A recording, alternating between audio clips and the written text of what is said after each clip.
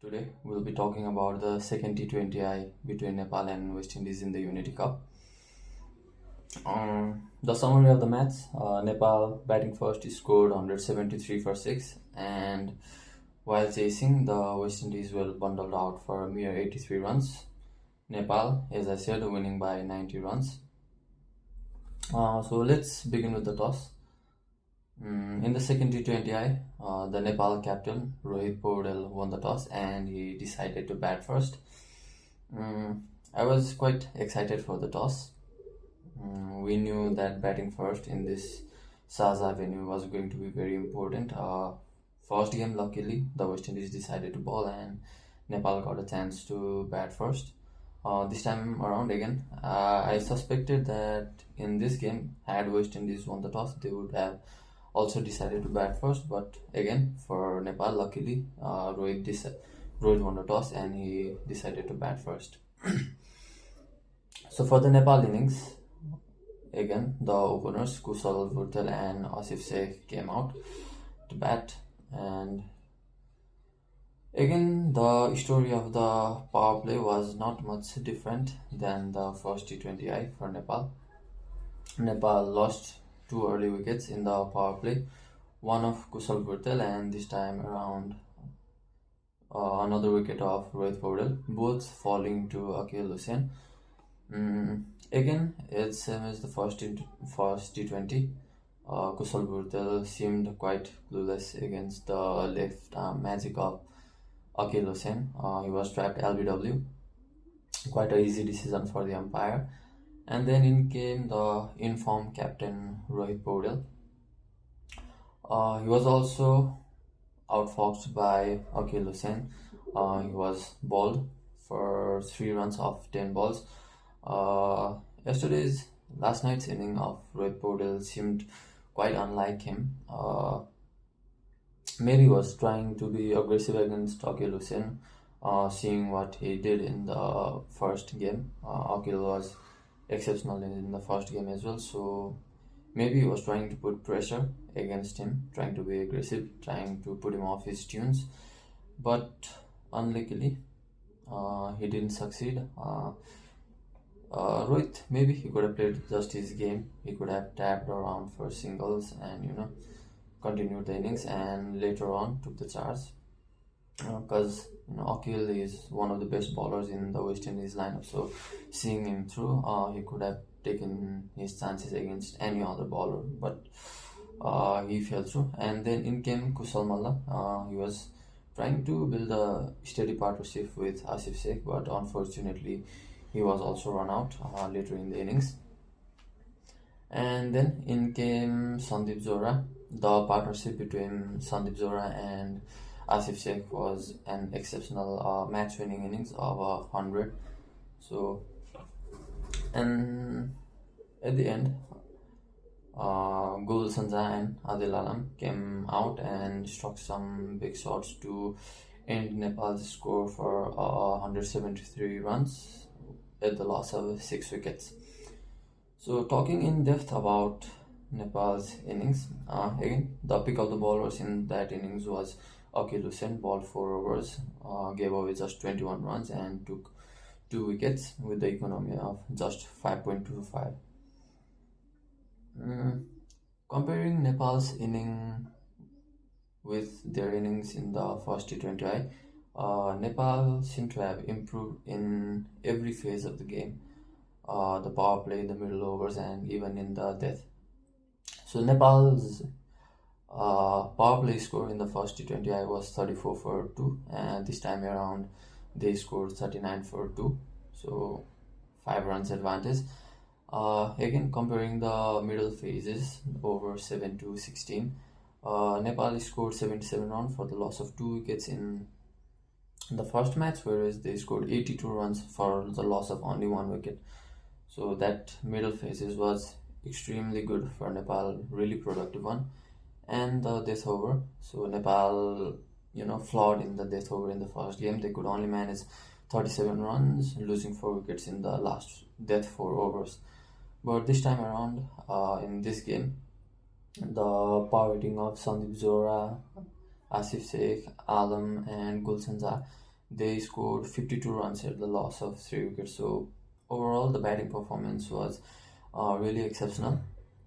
Going into some minor details, in the power play, Nepal they considered 18 dot balls, so that's quite a few in the 6 overs. At the end of 4 overs, Nepal were really struggling with the score 16 for 2. Kushal Bhurtel and Rohit Paudel both losing their wickets to the opposition captain Akhil Hussain. Uh, from the fifth over, Nepal slightly started gaining momentum. The fifth over of Jason Holder, Nepal scored 9 runs, slightly shifting the momentum towards the Nepal side. And again, for the sixth over, Akhil Hussain came in to bowl his third over. At that time in his spell, he bowled 2 overs, took 2 wickets, and had given only 4 runs, so he was on a roll. In that over, Asif Sheikh, the man who was in really good form last night, he scored 14 runs, including 3 boundaries. So that again shifted the momentum towards Nepal and started to build a really good partnership between Kushal Malla and Asif Sheikh. So in the middle overs, as I said, Nepal scored 82 of 1. In the 8th over, Nepal lost the wicket of Kushal Malla due to a run out, and then in came Sandeep Zora. And once Sandeep Zora came in, he took the charge. He showed aggression. He showed good intent against the West Indies bowlers, scoring very quick runs, taking the pressure off Asif Sheikh as well. The partnership between Asif Sheikh and Sandeep Zora was of 100 runs of 66 balls, out of which Asif made 33 runs in 27 balls and Sandeep Zora made 63 runs of 39 balls. So that was some big hitting by Sandeep Zora. He hit 5 sixes and 3 fours with a strike rate of 161. So that really pulled the game in Nepal side. Sandeep Zora caught out in, I think it was the 17th or 18th over, and then in came Gulson and he smashed 1-6. Again, he was trying to scoring quick runs, so he got out. And again at the end, last over, Mohammad Adil Alam, back after a long time, he came and he hit a big 6 out of the second ball and also one boundary as well. I think it was a neck, the boundaries. So Nepal ended up scoring 173 runs in 6 balls. And what was exceptional about Nepal's inning was, again, from the first game itself, we were talking about the Nepal team running between the wickets. So during the mid phases, Asif Sheikh and Sandeep Zora, they kept on rotating their strike. Also kept finding boundary almost each over, each alternative over, they were scoring the boundaries, except a few where they couldn't. But the good thing was, if we look at the overs here, each time Nepal couldn't score a run in 1 over, they backed it up with a good over in the next one. Here we can see in the 11th and the 12th over, Nepal could score only 6 runs and 3 runs, but again they came back with a 10-run over and a 12-run over in the next 13th and 14th one. Again in the 15th over, they managed only 3 runs. Again they backed it up, they recovered in the 16th over by scoring 13 runs, and again the 10-run in the 17th over. So Nepali batters showed really good game awareness, really good planning. They didn't let the pressure grow. As soon as they felt little pressure was building, they immediately shifted gears and pushed the pressure back onto the West Indies team. So that was a really, except the beginning 4 overs, the rest of the batting rest 16 overs was, we could say, a masterclass by the Nepali batting. So at the end of the first innings, Nepal 173 for 6. They gave a target of 174 runs to the West Indies lineup, having defended 148 in the first game. A score of 173 would be really challenging total for the West Indies batting lineup against the ever aggressive fielding and the ever disciplined bowling of the Nepal bowling lineup. But again, it is the West Indies team and they can go berserk anytime, so it was one to look out for. So talking about the second innings, West Indies team also had a few changes, and there was a change in the opening pair. Joel Andrews came out to bat with Kyle Myers, and from the beginning itself, Nepal bowling was exceptional. They were on the line, they were on the charge, they didn't give any freebies. Uh, they made life miserable for the West Indies batters. There was not much recognizable performance by the West Indies batters in this innings. Only three scores of double figures, one by Akim August of 17 and one by Amir Zango of 16 runs, and another one, Jason Older, scoring 21 runs. Other than that, they are all single figures, so not a good scorecard, not something that the West Indies team and the West Indies fans might want to look at. Looking at the overs here, or the phases, West Indies struggled from the very start. Dipendra Singh Airi came into ball the first over again, and he gave only one run. And in the next over, Karan Casey came in and he only gave 2 runs. Again in the next over, Dipendra Singh Airi again came in, giving only 2 runs and taking another wicket. And again in the next over, Karan Casey came back, giving just 1 run and again taking another wicket. So at the end of 4 overs, West Indies were reeling for a mere score of 6 runs and 2 wickets at the end of 4 overs. Again in the 5th over, Dipendra Singh Airi again conceding only 1 run, and at the end of 5 overs, West Indies were 7 for 2. It almost seemed like they wouldn't even cross 10 runs in the power play. Luckily, in the 6th over, Akim August scored one big 6 of Sampal Kami, taking the score to 16 for 2. And chasing a total like 173 in the Saja pitch. If the power play should be a real productive one, you should get, at least 40 around runs. And if you're scoring just 16 for 2, then you're going to have a really hard time later in the innings, which proved to be so. Talking about the power play, West Indies conceded 24 dot balls. So out of 36, 24 dot balls, so that's extremely high percentage. And talking about the middle overs, again the middle overs also, West Indies tried scoring runs. The batters were trying to be aggressive. They scored 64 runs, but they lost 6 wickets. So Nepalese bowlers kept finding ways to get wickets, thanks to their brilliant fielding as well. Every alternate over, they were getting a wicket. 1 wicketless over, another over would have a wicket. Again, 1 wicketless over, another over would bring a wicket. Some of the catching last night was beyond exceptional. That opening, that first catch by Kusal Purtel, diving in the covers, set the tone for the rest of the match. On the other very good performances as well, Gulshan's are taking 2 absolute stunners. We expect those trends from guys like Rohit, Dipendra, but again, Gulshan also, good fielding, it is addictive, it is contagious. One guy shows something, the other guy pulls one off even better. So Gulshan's are taking 2 absolutely ridiculous catches in the boundaries. They were exceptional, and Nepal put on a real masterclass of fielding last night. So continuous fall of wickets in the middle over. Each batter, they were trying to come in, they were trying to put pressure back, trying to hit some big runs. Jason Older also tried to smash a few sixes. First over of Kusal Purtel, he scored 2 sixes in a row, hitting the ball really well, scoring 13 runs in Kusal's first over, but they really kept on losing wickets, so making their innings harder and harder as they went on.